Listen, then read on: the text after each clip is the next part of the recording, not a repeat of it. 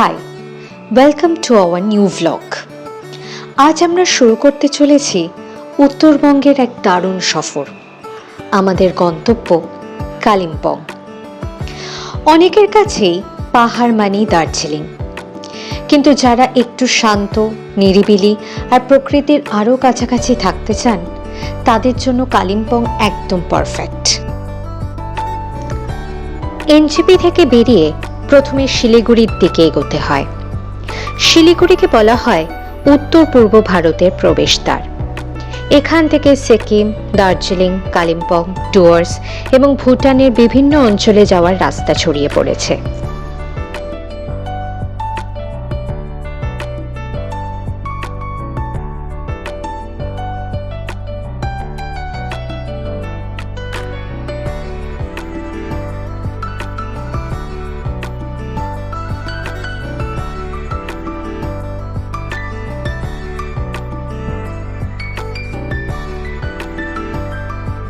গাড়ি ছাড়তেই শহরের কোলাহল ধীরে ধীরে মিলিয়ে যেতে থাকে। রাস্তার দুই পাশে সবুজ গাছ, ছোট ছোট দোকান আর জঙ্গল।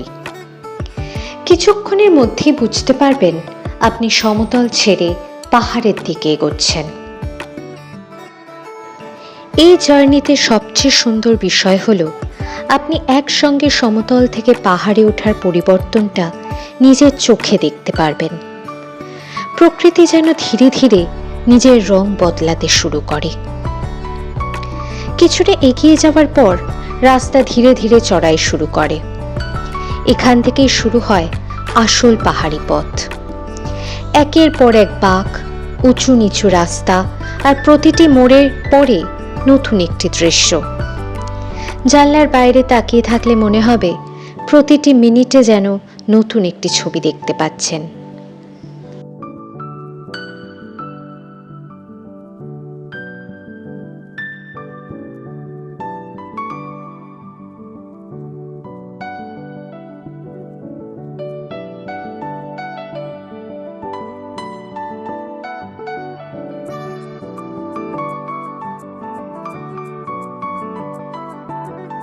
কিছু দূর এগোতেই পৌঁছে যাবেন সেবক। এখানেই রয়েছে বিখ্যাত করোনেশন ব্রিজ। ব্রিটিশ আমলে তৈরি এই সেতুটি আজও উত্তরবঙ্গের অন্যতম পরিচিত স্থাপনা। নিচে বয়ে চলেছে সবুজ নীল তিস্তা নদী। প্রথমবার দেখলে সত্যিই চোখ আটকে যায়। এই জায়গায় যদি গাড়ি কয়েক মিনিটের জন্য থামে তাহলে অবশ্যই ছবি তুলবেন। তবে শুধু ছবি নয়, একটু দাঁড়িয়ে নদীর শব্দটাও শুনবেন। শহরের কোলাহল থেকে দূরে এই শব্দের মধ্যেই আলাদা একটা শান্তি আছে। এরপর শুরু হয় আসল পাহাড়ি রাস্তা। যারা এই পথে প্রথমবার আসছেন তাদের জন্য একটি ছোট্ট পরামর্শ। যদি পাহাড়ি রাস্তায় মোশন সিকনেস হয় তাহলে যাত্রার আগে চিকিৎসকের পরামর্শ অনুযায়ী ওষুধ খেতে পারেন। জানলার বাইরে দূরে তাকিয়ে থাকলে অনেকের অস্বস্তি কম হয়।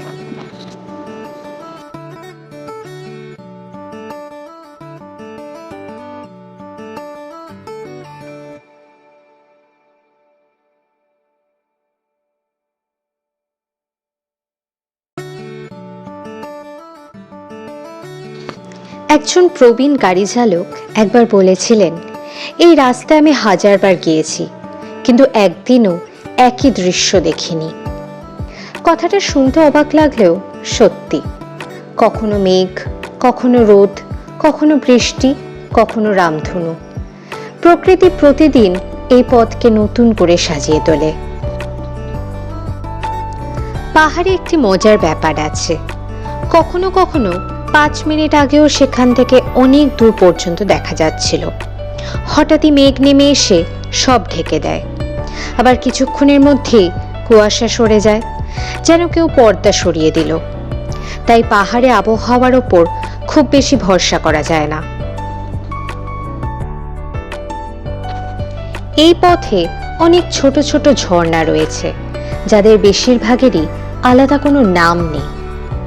বর্ষার সময় পাহাড়ের গা বেয়ে অসংখ্য জলধারা নেমে আসে। কিছুদিন পরে শীত এলে আবার অনেক ঝর্ণায় শুকিয়ে যায়। তাই একই রাস্তা বিভিন্ন ঋতুতে একেবারে ভিন্ন রূপ ধারণ করে। এই পুরো জার্নিতে একটা বিষয় বারবার মনে হয়, পাহাড় কখনো তাড়াহুড়ো করে না। নদী নিজের গতিতে বয়ে চলে, মেঘ নিজের সময়ে আসে, সূর্য নিজের সময় ডুবে যায়। আর পাহাড় যেন আমাদেরও শেখায়, জীবনের প্রতিটি পথকে শুধু পার করে যাওয়ার জন্য নয়, অনুভব করার জন্য সময় দিতে হয়। যত সামনে এগোবেন ততই গরম কমতে শুরু করবে। কালিম্পংয়ের উচ্চতা সমুদ্র পৃষ্ঠ থেকে প্রায় 1250 মিটার বা প্রায় 4100 ফুট। তাই সমতলের তুলনায় এখানকার আবহাওয়া অনেকটাই শীতল ও আরামদায়ক।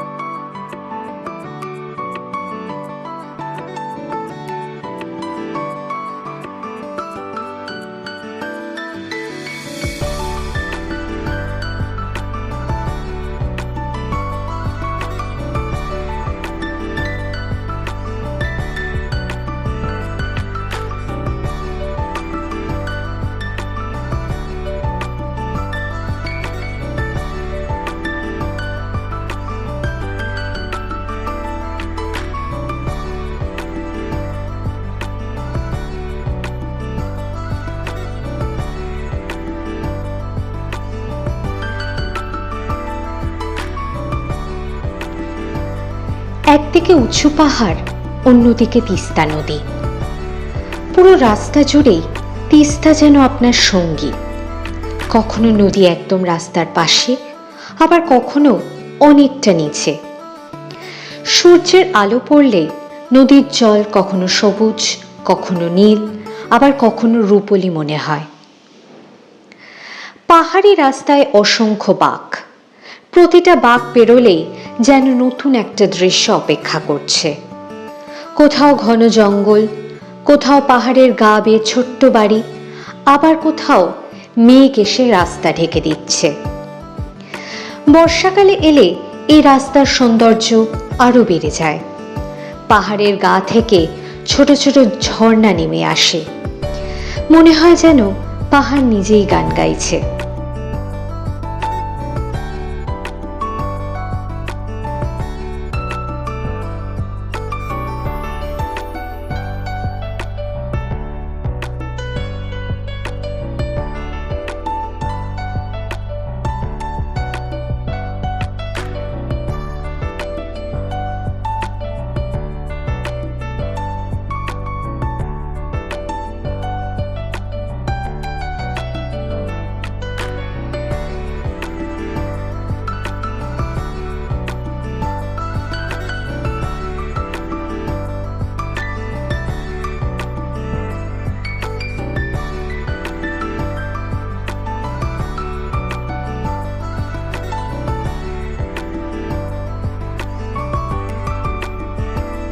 মাঝে মাঝে রাস্তার ধারে ছোট্ট চায়ের দোকান চোখে পড়বে। যদি সময় থাকে তাহলে 1 কাপ গরম চা আর সঙ্গে মোমো খেয়ে নিতে পারেন। পাহাড়ের ঠান্ডা হাওয়ায় এই সাধারণ খাবারের স্বাদও অসাধারণ লাগে। ঠান্ডা আবহাওয়ায় স্থানীয় মানুষদের খুব প্রিয় আরেকটি খাবার হলো থুপ্পা। এটি এক ধরনের নুডলস স্যুপ। সেখানে নুডলস সঙ্গে থাকে নানা ধরনের সবজি, মুরগির মাংস বা ডিম। গরম ধোঁয়া ওঠা 1 বাটি থুপ্পা শরীরকে দ্রুত উষ্ণ করে দেয়। অনেক পর্যটক প্রথমে শুধু মোমো খোঁজেন, কিন্তু একবার ভালো থুপ্পা খেয়ে দেখবেন, আবারও খেতে ইচ্ছা করবে। আরেকটি প্রধান জনপ্রিয় খাবার হলো ম্যাগি।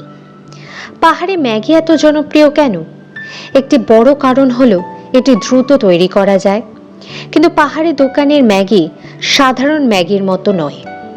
এতে অনেক সময় কুচি কুচি সবজি, ডিম, পনির কিংবা চিকেন যোগ করা হয়।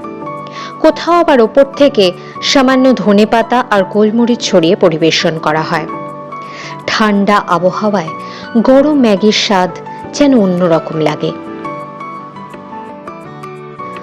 যদি শীতকালে আসেন তাহলে রাস্তার ধারে প্রচুর কমলা লেবু বিক্রি হতে দেখবেন। কালিম্পং ও আশপাশের পাহাড়ি অঞ্চলের কমলা লেবু তাদের মিষ্টি স্বাদের জন্য পরিচিত।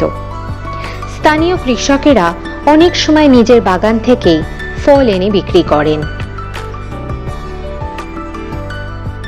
অনেকে বলেন পাহাড়ে গেলে খিদেও যেন একটু বেশি পায়।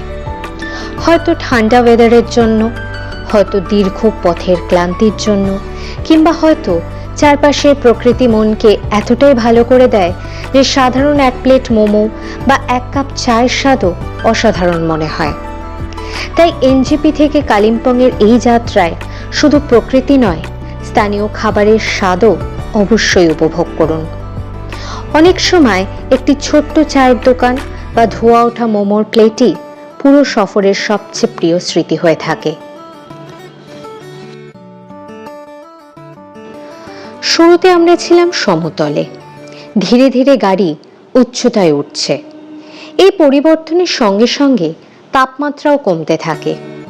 আপনি হয়তো লক্ষ্য করবেন জানলার বাইরে বাতাস আরো ঠান্ডা এবং সতেজ হয়ে উঠছে। কালিম্পংয়ের দিকে যত এগোবেন রাস্তা আরো কিছুটা উঁচুতে উঠবে। দূরে পাহাড়ের ঢালে রঙিন বাড়ি দেখা শুরু হবে। বাতাস হবে আরো ঠান্ডা এবং বুঝতে পারবেন আমরা ধীরে ধীরে পৌঁছে যাচ্ছি আমাদের গন্তব্যের খুব কাছে।